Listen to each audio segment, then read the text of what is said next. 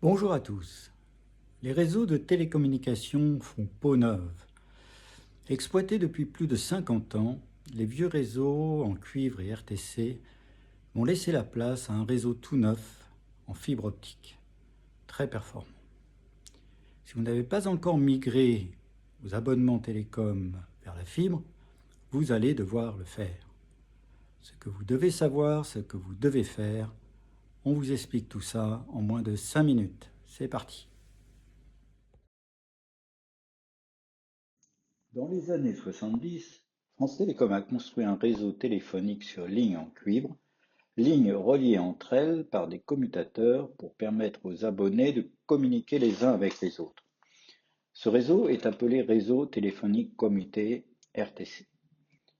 Dans les années 2000, ce même réseau de lignes en cuivre va être utilisé pour accéder à Internet grâce aux technologies XDSL, c'est-à-dire la DSL et toutes ses variantes.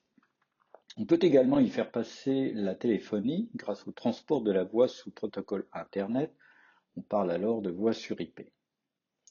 En 2013, la France décide de se doter d'un grand réseau en fibre optique capable de délivrer un très haut débit d'accès à l'Internet et de supporter tous les services digitaux en ligne, dont le service d'IP-téléphonie évoqué précédemment. Ce réseau pouvant assurer à minima les mêmes services que le réseau cuivre devenu obsolète, il était évident que les réseaux cuivre et RTC avaient vocation à disparaître. Selon quelle trajectoire, c'est ce que nous allons voir tout de suite. La fermeture des réseaux cuivre et RTC s'effectue en deux temps. D'abord une fermeture commerciale, puis une fermeture dite technique. À partir de la fermeture commerciale, vous ne pouvez plus prendre un nouvel abonnement ni renouveler un abonnement en utilisant la technologie ADSL.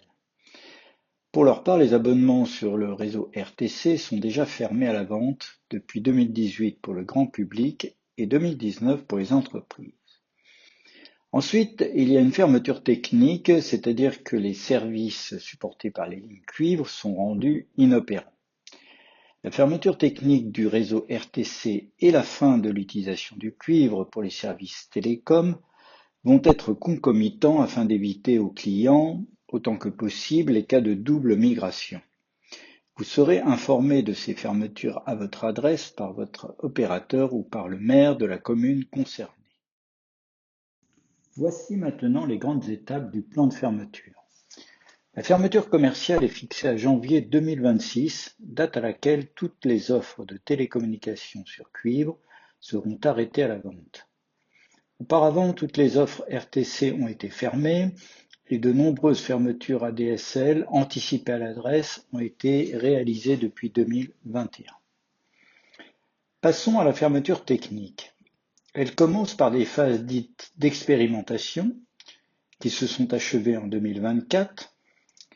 Entre 2025 et 2030, la fermeture s'effectuera ensuite en 7 lots, de plus en plus importants en volume. À l'issue, en 2030 donc, la fermeture sera ainsi totale dans toute la France. Quels sont les abonnements concernés par la fermeture du cuivre? D'abord, les abonnements associés au réseau RTC. Ce sont presque exclusivement des offres Orange. On trouve des lignes téléphoniques analogiques classiques sur prise en T et de la téléphonie d'entreprise utilisant les services Numéris T0 et T2. Par ailleurs, beaucoup de lignes dites techniques de type téléalarme, télécommande ou télérelève sont concernées par la fermeture du RTC. La fin du réseau cuivre conduit également à la suppression des abonnements de type ADSL, VDSL ou SDSL qui doivent basculer sur des offres en fibre équivalentes et généralement plus performantes. Enfin, si vous avez une entreprise et utilisez des liaisons louées, celles-ci seront également à changer pour des liaisons sur fibre. Si vous n'avez pas encore basculé vos abonnements télécom sur la fibre, nous vous conseillons de ne pas trop tarder afin de vous donner un peu de temps pour choisir le bon moment et la bonne offre. Renseignez-vous sur les dates de fermeture commerciale et surtout de fermeture technique du cuivre dans votre commune. Regardez votre ou vos contrats en cours pour savoir si vous pouvez les changer sans pénalité. Regardez votre éligibilité à la fibre à votre adresse.